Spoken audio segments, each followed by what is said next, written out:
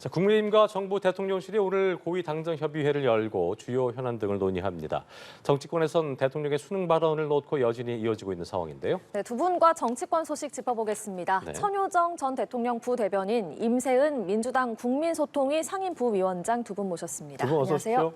안녕하세요. 예. 자, 먼저 후쿠시마 오염수 관련 얘기부터 좀 해보겠습니다. 방류가 임박했다는 보도들이 나오고 있는 상황에서 여야 공방도 좀 거세지는 모습인데, 자, 정부가 지난주부터 일단 매일 관련 브리핑을 해오고 있고요. 지금 말씀드렸던 것처럼 오늘 고위당정협의회에서도 대응 상황을 다룰 예정인데, 일단 현재까지 상황 어떻게 보고 계신지 두 분 의견부터 듣고 이야기 시작하겠습니다. 자, 천 대변인 말씀해 주시죠. 네. 지금이야말로 과학적 근거를 토대로 냉정하게 판단하고 여야가 힘을 모아서 대응해야 한다라고 생각합니다. 예. 왜냐하면 우선 오염수가 제대로 정화되었는지, 국제사회가 합의한 방류 기준에 맞게끔 정화가 되었는지 등은 당연히 철저히 검증을 해야 합니다. 우리 국민의 안전과 직결되기 때문인데요. 그런데 이것이 아니라 오염수를 마시겠느냐, 마실 수 있냐, 대답을 왜 못하냐, 이런 식의 수준 낮은 공방을 할 때가 아니라고 생각을 합니다. 예. 그리고 민주당이 가장 지금 좀 잘못 짚고 있는 부분이 이 방류 기준이라든지 수치에 대한 합의는 2018년부터 2011년도, 그러니까 말씀드리자면 문재인 정부 때 이루어진 것이거든요. 예. 그 당시에 IAEA를 중심으로 국제사회가 합의를 할 때 우리나라의 입장을 충분히 전달을 한 것이었고, 예. 그거에 대해서 국제사회가 룰에 대해서는 합의를 한 것이고, 그것이 제대로 이행되는지를 지금 점검을 하고 있는 상태입니다. 예. 그러면 정말 우리가 합의한 기준에 맞게끔 시스템적으로 정화가 가능한지 등을 점검해도 모자랄 시간에 지금 그 룰 세팅부터 다시 하자. 왜 윤석열 정부는 일본의 방류를 허용하느냐라는 말도 안 되는 얘기를 하고 있는 겁니다. 예. 윤석열 정부가 허용해서 방류가 이루어지는 것이 전혀 아니거든요. 그렇기 때문에 과학적이고 데이터를 기반으로 한 논의를 좀 해서 정말로 인체에 무해하게끔 방류가 이루어지는지, 혹은 시운전은 제대로 되고 있는지, 이런 부분들에 대한 검증을 좀 해야 하고, 그러한 논의를 하기 위해서 고위 당정도 이루어지고 있다라고 봅니다. 예. 네. 민주당 같은 경우는 오염수 방류 규탄하는 주말 장외 여론 좀 벌이기도 했고, 또 여당 입장에서 국민 공포 조성하는 괴담 정치하지 말라 비판하고 있는 상황인데, 현재까지의 상황 좀 짚어볼까요? 전혀 괴담이 아니죠. 지금 국민께서 건강, 생명 제일 걱정하는 부분 아닙니까? 그렇기 때문에 국민의 85% 정도가 이번 오염수 방류에 대해서 반대하는 입장인 것이거든요. 예. 그리고 특히나 지금 윤석열 정부에서 방류를 허용하지 않는다고 말씀하셨지만, 실제로 윤석열 정부에서 이른바 일본의 대변인 같은 행동을 하지 않았습니까? 진짜 저희가 이러면서 이렇게 얘기를 하면서 이게 안전하다는 설명을 하는데, 실제로 과학적인 수치를 그 근거를 제공한 적이 단 한 번도 없습니다. 예. 저희가 아까 총리께서 마실 수 있냐고 물어봤었을 때 이게 장난처럼 물어본 게 아니라요. 그만큼 국민적인 관심이 있는 사안입니다. 근데 총리께서 뭐라고 말씀하셨냐 하면, 그만큼 안전에 대해서 담보할 수 있냐라고 물은 거잖아요. 그러면 총리께서 안전하다 이런 과학적 근거를 제시한 게 아니라 마실 수 있다 딱 얘기했어요. 근데 그거를 앞단에 전제가 있었습니다. 뭐라고 하셨냐 하면, 과학적인 근거에 의하여 WHO에 의한 음용수 기준을 통과하면 난 마실 수 있다라는 말을 했어요. 그럼 음용수 기준을 통과를 한다는 얘기가, 그럼 오염수가 음용수 기준이면 왜 오염수를 방류를 하나요? 그러니까 말이 앞뒤가 안 맞는 얘기를 합니다.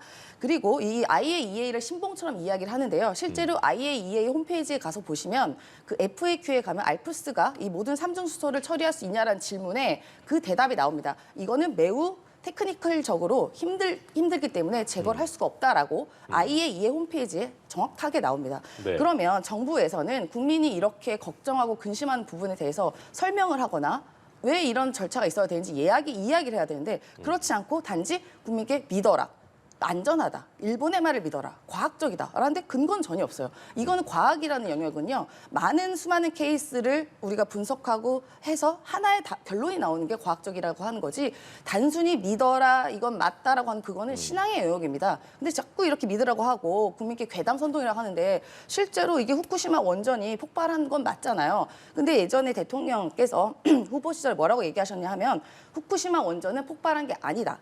지진하고 해일이 있었을 뿐이지만 원전 자체가 붕괴가 없다라는 과학적이지 않은 이야기를 하셨어요. 이거야말로 과학적이지 않은 이야기인 거죠. 실제로 이 후쿠시마 원전은 폭발한 게 맞고, 이 내부가 융용되고 수소 폭발로 지붕까지 날아간 사건입니다.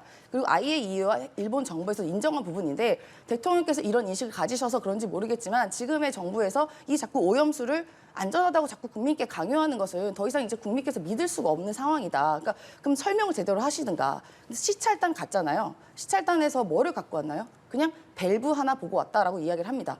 그러니까 우리가 국민께서 더 믿고 신뢰할 수가 없다라고 말씀드립니다. 네. 예. 이렇게 여야의 공방이 거세지는 가운데 여야가 합의한 그 오염수 국회 청문회를 이걸 언제 여느냐를 두고도 또 의견이 많이 다르더라고요. 그렇습니다. 예. 네, 맞습니다. 여야가 이미 합의했기 때문에 국회 청문회는 당연히 이루어져야 하는데 그 시기에 대해서 이제 여당에서는 IAEA의 최종 보고서 발표 이후에 하자라는 것이고요. 이에 대해서 뭐 야당은 시간 끌기다라고 공격을 하고 있습니다. 그런데 방금도 말씀드렸듯이 지금 가장 중요한 건 과학적인 자료와 데이터입니다. 그렇다면 당연히 최종 보고서를 보고 이에 대해서 맞냐 틀리냐를 검증을 해야 되는 것이 우리 정부와 국회의 몫인데 최종 보고서도 없이 어떤 논쟁을 하자는 것인지 이해할 수가 없고요. 그렇다면 결국엔 또 신앙의 문제로 넘어가서 맞냐 틀리냐 마셔라 마라 뭐 이런 논쟁밖에 할 수 없을 것입니다. 괜히 공무원부터 불러서 호통치고 국민들께 또 피로감을 높일 수밖에 없기 때문에 저는 이제 IAEA의 최종 보고서까지 보고 나서 이에 대한 정말 검증을 철저히 해야 한다라는 입장입니다. 그리고 방금 임 대변인 말씀하셨듯이 뭐 정부가 과학적 수치를 제공하지 않는다라고 하셨는데 그건 전혀 사실이 아닙니다.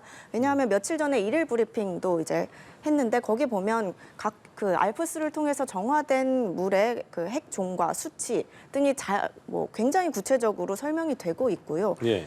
그리고 음용수를 왜 마시지 않고 방류하느냐라고 하지만 사실 우리가 변기에서 쓰는 물도 다 방류하기 전에 정화를 해서 음용수 기준에 맞추지만 그걸 누가 마시진 않지 않습니까? 한강수나 아리수도 마실 수는 있지만 그걸 누가 사서 마시지 않지 않습니까? 그러니까 마시는 거의 문제는 전혀 다른 문제입니다. 방류와는. 그러니까 방류해도 안전하다라는 것과 내가 식수로 마시겠다라는 선택의 문제는 다른 문제이죠. 이걸 자꾸 혼용해서 국민들을 호도하고 있는데 이는 정말 바람직하지 못한 것이고요. 오죽하면 어민들이 나서서 이런 괴담을 퍼뜨리는 교수를 고발하기까지 하지 않았습니까? 수산업에 제발 피해를 주지 말라라는 호소를 한 것이고요. 그렇다면 결국 어민들의 피해를 조장하고 국민 불안을 부추기는 것은 민주당이다라고 말씀드리겠습니다. 이 일을 좀 자제하고 건전한 논의를 좀 했으면 좋겠습니다. 예, 다양한 말씀해 주셨는데 우선 국회 청문회에 대해서만 말씀을 하신 거는 과학적 근거를 갖고 얘기하려면 IAEA 최종 보고서가 나온 이후에 논의를 해야 된다. 청문회를 열어야 된다 이렇게 말씀을 하셨거든요. 이 부분은 어떻게 반론을 하시겠습니까? 네, IAEA 제가 아까 말씀드린 것처럼 일단 그 IAEA에서 나온 것도 알프스는 삼중수 제거할 수 없다라고 분명히 언급이 되어 있고요. 네. 물론 IAEA는 물론 일본이 가장 큰 대주주이긴 합니다. 그래서 굉장히 일본의 우호적인 거는 맞죠. 그런데 뭐 일단 보고서는 저희가 보고는 할 건데요. 그러면 IAEA에서 보고서 나와서 안전하다 하면 방류하는 게 맞습니까? 국민들은 싫다고 하는 거예요. 이게 방류도 불안하고 실제로 이게 일본 내 야당에서도요. 이 후쿠시마 원전 오염수에 대해서 굉장히 불안한 마음 갖고 있고 일본 내에서도 반대가 많은 상황입니다. 근데 왜 우리 정부가 일본 정부도 아닌데 이것에 대해서 국민의 대변을 해야지 일본을 왜 대변합니까? 왜 안전하다고 일본의 입장을 그대로 우리한테 전달을 하냐 이 말입니다. 그리고 시찰단이 아까 뭐 과학적 얘기하셨는데 시찰단 와서 아무것도 한 거 없고 본인들이 얘기했습니다. 보고 왔다고. 보고 온 거는 과학의 영역이 아니에요. 그냥 관광하거나 그냥 보고 관찰만 하고 온 거지 과학의 영역은 아니라고 저는 보여지고요. 예. 이게 좀 선동 얘기하는데요. 선동이 아니라 우리 국민께서 걱정하는 부분에 대해서 야당 입장에서 당연히 국민을 대변해서 이야기를 할 수 있는 거죠. 그걸 왜 선동이라고 하는지 저는 납득을 할 수가 없습니다. 도대체. 첨언하실 부분이 있을까요? 네. 네, 방금 뭐 시찰단이 눈으로만 보고 온 것처럼 말씀하셨는데 그건 민주당에서 의원들이 가셨을 때의 이야기고요. 시찰단이 다녀와서 뭐 알프스를 통해서 어떤 핵종들이 수치가 어느 정도 떨어지는지 그리고 남아있는 삼중수소는 지금 국제사회 기준에서 굉장히 방류를 하기에 엄격한 기준을 적용하고 있다든지 우리나라에서 방류가 가능한 그 원전 처리수보다도 더 높은 기준을 상정을 하고 있거든요. 예. 그렇기 때문에 그게 무슨 시찰단이 단순히 보고 오고 관광하고 온 거라는 것은 전혀 팩트가 아니고요. 이 부분에 대해서 민주당에서 왜 위험한지를 오히려 구체적으로 제시한 적이 있는지가 궁금합니다. 이러이러하기 때문에 수치가 안 맞아서 이거 인체에 유해하다라고 하는 것이 없고 정부가 안전하다는 것을 뭐 계속 믿으라고 강요한다라는 것인데 그렇지 않습니다. 계속 일일 브리핑을 하고 있고 앞으로도 매일 한다고 하지 않습니까? 예. 한번 들어보세요. 들어보시면 그래도 어느 정도의 궁금증은 해소가 되고 그리고 또 매일 정부를 상대로 우리가 구체적으로 질문을 할 수 있다라는 안심이 좀 들 거거든요. 그래서 그걸 매일 생중계를 하니까 좀 들어보시고 말씀하셨으면 지금 좋겠습니다. 뭐 정부의 1일 브리핑 얘기도 하셨는데 구체성을 좀 띄고 있다는 얘기셨는데 그 어떤 말 좀 덧붙이겠습니까? 아, 네. 근데 그 얼마 전에도요. 지금 계속 안전하다 이야기 하시는데 그렇게 안전하다는 데서 우럭이 얼마 전에 검출이 됐죠. 180만 배 넘는 세슘이 발견된 우럭이 이제 됐습니다. 근데 네. 뭐라고 이야기하나 일본에서는요. 그 우럭에 대해서 이야기를 하니까 뭐 그물망을 치면 된다고 합니다. 그물망. 이게 과학적입니까? 그물망 쳐서 해결되는 게? 그러니까 저는 이런 게 믿을 수가 없는 거고 시찰단을 아까 제가 얘기 드린 거는 그럼 시료라도 채취를 해왔어야죠. 시료 채취는커녕 그 원전 안에도 못 들어갔습니다. 그런 게 무슨 시찰단인가? 그게 어디서 우리가 과학적인 근거를 맞을 수 있으며 심지어 그 미국에 있는 AP통신 같은 경우는요. 기자단이 갔을 때도 시료 채취를 할 수 있었습니다. 근데 예. 우리 시찰단 갔을 때는요. 원전 근처에도 못 갔겠어요. 그러고서 무슨 과학적 검증을 뭘로 할 건데가 그냥 상상으로 할 수는 없는 거 아닙니까? 그러니까 저희가 말씀드린 거고 실제로 국민의힘 같은 경우도요. 2년 전에는 이 오염수 방류에 대해서 정말 극렬하게 반대를 했었습니다. 위험하다고. 근데 지금 2년 만에 입장이 바뀐 건 무슨 근거인지 저도 묻지 않을 수가 없습니다. 자, 어쨌든 뭐 오염수 이슈를 놓고 국민들 입장에서 좀 문제는 이제 불안, 염려 이런 걸 좀 낮춰야 되는 건데 정치권이 갈등을 좀 확대하다 보니까 오히려 불안감을 증폭시킨다는 지적도 나오는 상황이어서 국회 차원의 해결책이 좀 하루빨리 필요해 보이는 그런 상황이 아닌가 생각이 됩니다. 자, 주제를 좀 바꿔서 국정원 인사파동 관련 내용을 좀 짚어보겠습니다. 이게 이달 초에 국정원 내에서 고위직 인사 번복이 있어서 논란이 되고 있는데 보니까 이제 배경에 국정원 내부 인사 전횡 문제 의혹이 제기된 겁니다. 해당 사안 어떻게 보셨는지 좀 들어보겠습니다. 네, 맞습니다. 지금 뭐 진상조사에 들어간 만큼 좀 사정을 봐야 되긴 하겠지만 네. 1급 인사를 하고 얼마 되지 않아서 취소된 것 자체는 좀 전례가 드문 일이긴 합니다. 그러니까요. 예. 예, 그래서 이걸 보면 이 사안에서 우리가 볼 수 있는 것은 국정원 내에 여전히 좀 파벌 인사가 남아 있다라는 것이고 또 실력 위주, 능력 위주가 아닌 인맥 위주의 인사가 어느 정도 있다라고 보여집니다. 그래서 이러한 국정원의 기능을 정상화하기 위한 조치였다, 불가피한 조치였다라고 보고요. 특히 지금 이제 윤석열 정부에서 강조하는 것이 북한의 안보 위협에 대한 한미일 동맹 강화 등이지 않습니까? 이를 위해서는 사실은 국정원의 기능을 그동안 5년 동안 너무 무력화되어 있었기 때문에 이를 정상화하는 것이 필요한데요.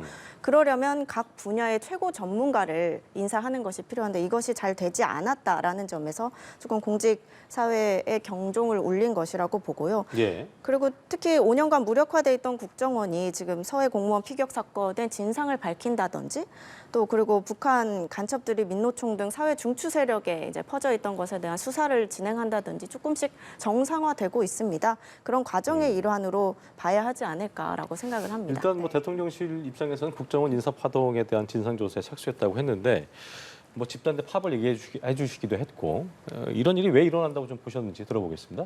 그런데 5년간에 이게 뭐 정상화를 얘기하셨는데 5년 동안 정상화가 됐었던 거죠. 근데 이른바 그동안에 이제 문재인 정부 시절의 국정원에 대해서는 철저히 국내 정치에 멀어져서 그 정보 위주로만 이제 기능이 갔었던 건데 이제 예. 윤석열 정부 들어서서 이른바 약간 정치화가 된 거 아니냐라는 그런 우려들도 있었습니다. 그러면서 실제로 대통령의 최측근이었던 그전 기조실장이 갑자기 뭐 옷을 벗는다는 등의 이런 이상한 일들이 약간 있었어요. 이제 아마도 내부에서 권력 투쟁이 있는 거 아닌가라는 사항이 보여지고요. 이렇게 의심이 되도록 국정원장 지금은 국정원장과 측근과 이제 또 이른바 이제 해외 부서와 기존의 공무원들 사이에 이런 알력이 아니냐라는 그런 추측이 있습니다. 예. 저는 이게 매우 국가 기강에 흔들리는 모습이라고 보여지고 실제로 이런 정치화되는 과정에서 뭔가 불합리한 일이 계속 일어나는 거 아닌가 싶습니다. 저도 납득할 수 없는 일이 있던 게요. 국정원 같은 경우는 굉장히 비밀이 중요한 문제입니다. 그 한 명 한 명이 굉장히 비밀을 지켜야 되고 실제로 국정원에 그 소속된 사람들은 명함조차 없습니다. 그런데 되게 신기한 일이 이 윤석열 정부에서 발생한 건 뭐냐면요. 국정원 직원들이 정말 대놓고 드러납니다. 얼마 전에도 무슨 노조의 압수수색을 뭐 했다고 하는데 국정원에서 예. 뭐 간첩이 들어왔다 막 이런 식으로. 근데 국정원이라는 잠바를 입고 들어가서 그걸 조사를 하더라고요. 그래서 저는 정말 기괴한 상황을 봤거든요.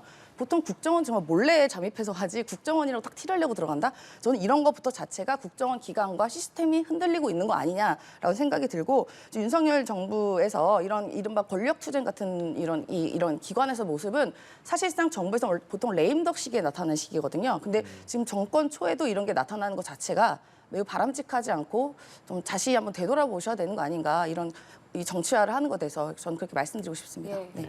윤석열 대통령의 수능 관련 이야기도 해보겠습니다. 네. 이게 발언의 진위가 잘못 전달됐다는 게 대통령실의 입장인데 두 분은 또 어떻게 들으셨는지도 이야기를 들어봐야 될 것 같아요. 먼저 이번에는 임세훈 부위원장께서 말씀해 주실까요? 그러니까 저는요, 이 대통령실과 이런 정부는 컨트롤타워 아닙니까, 국정에? 그러면은 큰 그림으로 방향을 제시해야 되지 일일이 뭐 사사건건 얘기하는 건 아니라고 생각해요. 근데 지금 이번에 윤석열 대통령께서 비문학을 제외해라라는 정말 디테일한 얘기까지 했습니다. 수능에 대해서. 그러면 이제 뭐 수능 문제까지 뭐 만드실 건지 제가 모르겠습니다만 이렇게 디테일한 영역을 하다 보면 정말 혼선이 일어날 수밖에 없다. 왜냐하면 이 교육이라는 건 백년지 대계 아닙니까? 그럼 큰 그림으로 우리가 계획을 세워야 되지 이렇게 정말 너무 단촐한 문제 하나하나가 대통령실에서 개입한다는 것 자체가 저는 그게 큰 문제라고 보고 실제로 학부모들 사이에서는 굉장한 혼란이 있는 건 사실입니다. 지금 수능이 5개월밖에 안 남았어요. 그러면은 지금 지금 수험생들이나 학부모들은 엄청난 혼란이거든요. 그럼 이게 불수능, 물수능의 문제가 아니라 앞으로 어떻게 계획을 해야 되는지. 그럼 이제 앞으로 뭐 지금 당장 앞으로 나와 있는 뭐 수시라던가 이런 건 어떻게 준비해야 되는지 교육 현장에 혼란이 있는 것도 맞고 그럼 보통은요 이렇게 수능에 대해서 뭔가 바꾸려면 3년 단위를 하거든요. 3년 단위. 그럼 지금의 중3 정도 있는 학생들에 적용해야 되는 건데 지금 당장 6월부터 9월부터 하라는 얘기 아닙니까? 그러니까 정말 대통령께서 조금 자중하셨으면 좋겠어요. 이거 정말 백년지대 교육에 대해서 단지 뭐에 이렇게 뭐 기분 나쁘셨는지 모르겠지만 무슨 공정 수능 이야기 하시는데 뭐 수능까지 공정하지 않다고 생각하면 저는 뭐가 공정한지 모르겠습니다만 제발 학부모님과 학생들 좀 생각하시면 좋겠다. 왜 이렇게 당장 기분적으로 하시는 건 정말 아닌 것 같다. 그리고 왜 이거를 교육평가위원까지 감사까지 하고 조사까지 하면서 이렇게 할 일은 아닌 것 같다. 저는 그렇게 생각합니다. 예, 수능 5개월 앞두고 너무 디테일하게 개입한 게 문제다. 교육 현장에 정말 큰 혼란이 왔다. 뭐 이렇게 말씀을 하셨는데 어떤 말씀 주시겠어요? 네, 일단 좀 바로잡아야 할 부분이 있는데요. 윤석열 대통령이 비문학을 제외해라라는 발언은 한 적이 없고요. 다만 공교육 중심으로 공교육 교육과정 외의 내용을 출제하지 말아라라는 그냥 일반론적인 얘기를 한 것뿐입니다. 이는 역대 정부에서도 계속 유지되어 왔던 기조일 뿐이지 이것을 뭐 새롭게 바꾸거나 새로운 원칙을 제시한 것이 아닙니다. 그리고 방금 말씀하신 것처럼 뭔가 뭐 학부모들과 수험생들의 혼란이 좀 초래된 부분은 있습니다. 이 부분이 좀 아쉬운 부분인데요. 이게 하지만 그 공교육 내에서 출제하라는 게 물수능 논란으로 잘못 해석되면서 벌어진 것도 사실입니다. 예. 그래서 다시 대통령실에서 이제 입장을 내서 수능 변별력이 떨어지도록 하는 것은 아니다라고 다시 입장을 냈고요. 이것이 네. 최종적인 이제 입장이라고 보시면 되겠습니다. 네. 그런 해석의 아쉬움은 좀 있습니다만 공교육 중심으로 하자라는 것에 대해서 반대하는 사람은 없을 겁니다. 여든 야든 뭐 어떤 정부든 간에 다 모두가 공감해왔던 원칙이고 사교육 문제를 해결해야 한다라는 것에 대한 공감대도 사회적으로 충분히 있는 문제고요. 지금 사교육 시장은 그 학령 인구가 급감했음에도 불구하고 전체 26조 원의 규모를 형성하고 있을 만큼 역대 최고치를 기록하고 있습니다. 예. 그렇다면 분명히 사교육 시장이 비정상적으로 확대돼 있다는 문제의식은 모두가 공감을 하는 측면일 것입니다. 이에 대해서 이제 공정한 변별력은 갖되 공교육 내에서 학생이 열심히만 공부하면 공정한 출발선을 보장받을 수 있도록 하자라는 것이 윤석열 정부의 교육개혁의 방향이고 이것을 다시 한번 확인했을 뿐입니다. 예, 이것을 자꾸 논란을 확대시켜서 혼란을 가중시키지 않도록 정부와 여야가 합심해서 좀 대응을 해야 될 것 같습니다. 알겠습니다. 자, 그리고 윤 대통령이 수능하고 이제 사교육비 문제 지적하면서 하루가 됐습니다. 교육부 대입 담당 국장이 지금 교체가 됐는데 이게 보니까 대통령실이 강력한 이권 카르텔의 증거로 경질을 예의주시할 필요가 있다 밝혔는데 어떤 의미라고 좀 보셨습니까? 그러니까 저는 이게 너무 좀 기가 막혔어요. 이게 사실이 아닌 것 같았는데 정말 맞더라고요. 근데 뭐 때문에 바뀌었는지 모르겠지만 아마도 모의고사에서 뭐 몇 번 문제 출제가 잘못됐다 뭐 이런 얘기도 있더라고요. 예. 근데 아까 뭐 비문학 얘기를 아까 없었다고 하는데 실제로 지난해 비문학과 융합형을 배제해야 된다라는 교육부 차원의 지시가 있었던 건 맞습니다. 근데 요 부분이 반영이 안 되다 보니 지난번 이 모의고사에서 이게 반영이 안 돼서 뭐 그런 문제로 문책이 당한 것 같은데요. 이렇게 무슨 문제 하나 같은 걸로 사사건건 뭐 국장까지 교체할 거면 앞으로 살아남을 공무원이 몇 명 있는지 모르겠습니다. 그러니까 이런 아까 사교육 때문에 이것 때문에 뭐 수능을 말했다 얘기하지만 그 사교육 문제라는 별개로요. 지금의 수능 문제에 대해서 지금 당장 이 6월 뭐 닥친 시기에 이렇게 말씀드리는 것은 대통령실에서 이렇게 얘기가 내려온 지시를 사항을 따를 수밖에 없는 상황이거든요. 근데 이렇게 지금 앞에 나와 있는 수능의 문제에 대해서 이렇게 무슨 국장까지 경질할 만한 일인지 저는 이게 납득이 사실 안 됩니다. 이건 대통령실에서 뭔가 이 수능에 대해서 뭔가 논란이 있자 뭔가 꼬리 자르기로 한 거 아닌가라는 의심을 지울 수밖에 없죠. 네. 어쨌든 뭐 그런 얘기, 뭐 학원 강사들이 SNS에 이제 글을 올리기도 했던 것이 뭐냐면 이제 아이들만 좀 불쌍한 것 같다. 그러니까 쉬우면 쉬운 대로 또 어려우면 어려운 대로 좀 혼란인 건데 결과적으로 앞으로 좀 뭐가 이제 어떻게 난이도로 출제될지 학생들을 위한 게 중요하기 때문에 그런 부분을 좀 더 정책적으로 좀 더 배려할 필요는 있지 않을까 하는 생각이 들기도 합니다. 네, 맞습니다. 가장 중요한 것은 이제 수험생들의 혼란을 줄이고 안정적으로 예측 가능성을 부여하는 교육 정책일 겁니다. 그렇죠. 예, 그래서 이 부분에 대해서 정부와 여당이 특별히 신경을 써야 할 것 같고요. 이미 초래된 혼란이 있다면 이를 좀 다시 잘 설명을 해서 좀 수습을 해야 할 것이고, 그리고 아까 뭐 임 대변인 말씀하셨지만 대통령이 지시하면 따를 수밖에 없다라는 것이 이제 국민의 상식인데도 불구하고 어제 단독 보도도 있었습니다만 윤석열 대통령이 지난해부터 수능 출제 범위에 대해서 공교육을 충실히 반영하라라고 수차례 지시를 했음에도 불구하고 물론 비공개였기 때문에 공개되지는 않았었죠. 예. 이를 교육부가 아직까지 이행을 하지 않았다라는 것이 이번에 드러난 것이고 그게 누가 보더라도 비상식적이지 않습니까? 그래서 공직기강의 해이의 문제가 드러났기 때문에 예. 정확하게 계획된 메시지를 던진 거라고 봐야 합니다. 그래서 이게 뭐 즉흥적으로 수험생의 혼란을 초래하기 위해서 한 말은 아니고요. 예, 기존의 교육 정책이 이행되지 않음을 지적했을 뿐인데 이제 결과적으로는 조금 뭐 그렇죠. 예, 예. 혼란이 초래된 부분이 있기 때문에 이 부분에 대해서는 조금 더 각별히 신경을 쓰고 그리고 또 선관위 부정 채용에서도 볼 수 있듯이 교육계도 굉장히 폐쇄적인 조직입니다. 그래서 2011년도 이후로는 감사가 이루어진 적도 없고 당시에 수능 출제위원회 자녀가 수능을 본 사례도 있었습니다. 그리고 제가 입시를 치르기 1년 전인 뭐 2004학년도 수능에서는 학원에서 준 예상 문제가 그대로 지문으로 출제된 적도 있었어요. 그래서 그 다음 해에 그 강사는 진짜 대박이 났었죠. 이런 문제들이 계속해서 고착화돼서 있기 때문에 이에 대한 뭐 해결을 요구한 것이다라고 해석할 수 있겠습니다. 알겠습니다. 이제 각 당 내부 상황도 좀 살펴보죠. 민주당에서는 혁신위원장으로 김은경 교수가 선임이 됐습니다. 네. 이번 임명은 어떻게 평가하세요?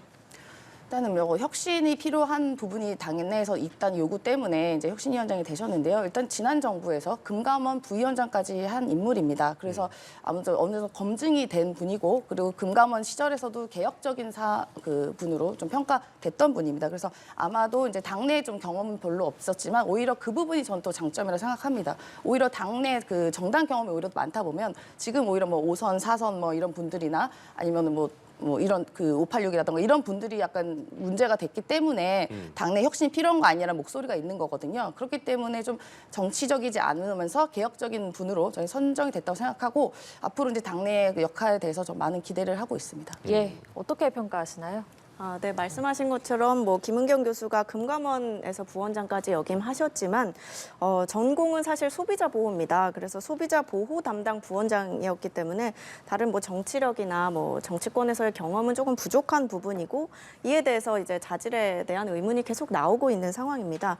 그런데 반면에 김은경 교수 혁신위원장이 이제 맡아야 될 민주당의 현실은 사실 녹록치가 않죠. 지금 뭐 연이은 대선과 지선 패배 그리고 또 민주당 당대표의 사법 리스크 그리고 김남국 의원의 코인 의혹 뭐 돈봉투 사건 등등 너무너무나 해결해야 될 문제들이 많은데 이것을 과연 정치력이나 정치 경험이 별로 없는 분이 와서 혁신을 할 수 있겠느냐라는 이런 자질의 문제가 하나 좀 의심이 되고요. 그리고 또 취임하자마자 취임 일성으로 이제 돈봉투 사건은 검찰이 조작한 게 아닌가 이런 의심이 된다라고까지 하셨잖아요. 그러니까 당과 거리를 두기보다는 이제 당의 권력에 좀 부합하는 혁신을 하겠다라는 것으로 읽혀지기 때문에 과연 혁신을 할 수 있을까라는 의문이 듭니다. 이게 지금 방금 전에 이거 여쭤보려고 했었는데 그 취임 일성으로 얘기했던 김 위원장의 발언, 돈봉투 사건이 만들어졌을 수도 있겠다는 생각이 든다. 이거 이제 사건을 뭐 부인한 듯한 언급을 한 거다 이런 분석인데 당내 비명계에서도 좀 뭔가 비판의 목소리가 나온다고 하더라고요. 어떻게 좀 상황이 보여지고 있습니까? 네, 그러니까 아마도 지금의 이제 검찰의 조사 과정에서 좀 비합리적인 부분이 있기 때문에 이런 부분을 아마 지적을 하시는 차원에서 이야기를 한 것 같습니다. 왜냐하면 지금 뭐 윤관석, 뭐 이성만 의원 건 같은 경우에도 녹취와 그 이른바 이정근 씨의 전화기에 나온 녹취 말고는 사실상 뚜렷한 증거가 없는 상황에서 검찰이 계속 이렇게 보도를 통한 흘리기 정도의 내용밖에 없었고 심지어 이제 서둘러 귀국한 송영길 대표가 찾아가는데도 조사하지 않는 뭐 좀 납득할 수 없는 일들이 있었기 때문에 이건 좀 검찰에서 이른바 좀 수사에 대해서 불공정한 거 아니냐 이런 취지로 저는 이해를 하고 있고요. 그래서 뭐 저희가 이 관행 자체가 뭐 틀렸다 나쁘다 뭐 얘기하기보다는 아마 이렇게 사안 자체에 비해서 너무 과하게 검찰에서 좀 오바를 하고 또 보도를 통해서 약간 뭐 피의 사실 유포를 한다던가 이런 부분에 대한 지적이라고 저는 생각합니다. 알겠습니다. 네. 이재명 대표는 내일, 또 김기현 대표는 내일 모레 국회 교섭단체 대표 연설을 합니다. 두 대표가 지난달 말에 만나서 공개 토론하자 이렇게 얘기를 했지만 이거는 지금 기약 없이 미뤄지고 있는 상황에서 결국에는 연설로 맞붙게 됐거든요. 어떻게 전망하십니까? 네, 아주 치열한 경쟁이 될 것으로 보입니다. 왜냐하면 이재명 대표 같은 경우에는 본인의 사법 리스크부터 해서 돈봉투 사건, 뭐 코인 의혹, 방탄국회 논란, 뭐 혁신위원장 인선 논란 등 너무너무 산적한 정치 현안들이 많고요. 다 되게 불리한 이슈들이기 때문에 예. 이를 돌파하기 위한 자리가 될 것이라고 보입니다. 그렇기 때문에 철저히 준비를 할 것이고 또 김기현 대표도 전당대회 이후에 첫 교섭단체 대표 연설인데다가 예. 당내 화합이나 뭐 리더십을 보여줘야 하는 상황이기 때문에 네, 이런 아주 치열한 승부가 될 것이다라고 전망을 하고요. 먼저 이재명 대표 같은 경우에는 정치적인 이슈보다는 본인이 덜 불리한 정책적인 이슈를 던지지 않을까 하는 생각이 듭니다. 왜냐하면 지난해 교섭단체 대표 연설에서도 기본소득이라는 정책을 또 들고 나오지 않았습니까? 이번에도 그런 식으로 이미지 전환을 하기 위한 정책적인 이슈를 던질 것으로 보고요. 다만 이것이 이제 뭐 선심성 정책이라든지 뭐 포퓰리즘에 가까운 그런 정책이 되지 않을까라는 생각이 드는데 예. 네, 이 부분이 조금 우려는 됩니다. 또 그리고 한일 관계와 같은 외교 이슈에 있어서도 이제 정부를 공격하는 발언을 할 가능성이 있지 않을까라는 생각이 듭니다. 또 반대로 김기현 대표로서는 이제 정치적인 이슈를 가지고 나올 확률이 큽니다. 일단 뭐 윤석열 정부 정책에 대한 뭐 1년 성과라든지 이런 부분도 언급을 하겠지만 정치 개혁에 대한 목소리가 현재 높은 상황이기 때문에 뭐 의원 정원 축소라든지 이런 정치 개혁에 대한 이슈를 들고 나올 경우 민주당의 그런 뭐 돈봉투 사건들에 대한 우회적인 비판도 하면서 뭔가 정치적인 유리한 입지를 선점할 수 있기 때문에 그런 예. 이슈를 좀 들고 나오지 않을까 하는 생각이 듭니다. 네. 사실 뭐 이게 공개 토론 기대했던 분 입장에서는 조금 맥이 빠질 수도 있을 텐데 네. 이번 그 연설에서 어떤 부분이 좀 주목되는지 들어보겠습니다.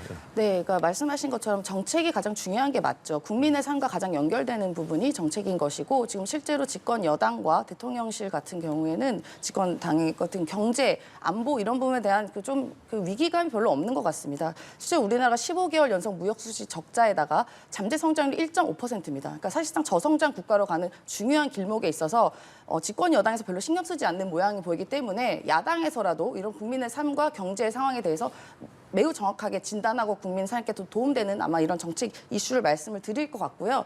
그리고 자꾸 이제 이재명 대표 사법 리스크를 이야기를 하시는데 김기현 대표 말로 아드님이 다닌 코인 회사가요. 거기 사실상 코인 사기라고 불릴 만큼 코인 갖고 이제 피해자들을 양산한 이런 코인 관련 문제들이 있었습니다. 이런 문제도 사실 해결해야 되는 부분이 있기 때문에 뭐 저희는 그런 거 갖고 정치적으로 뭐 다투기보다는 민생 문제에 치중하는 야당의 모습을 보여드리겠다라고 말씀드리고 예. 그리고 이제 토론회도 이제 저희가 제안했었고 김기현 대표가 받기로 했는데 이 문제도 이제 언제 하실 건지에 대한 또 물음을 또 드립니다. 예, 알겠습니다. 오늘 정치권 소식 여기까지 듣겠습니다. 예. 천효정 전 대통령실 부대변인, 임세은 민주당 국민소통위 상임부위원장 두 분과 함께했습니다. 두 분 고맙습니다. 감사합니다. 감사합니다.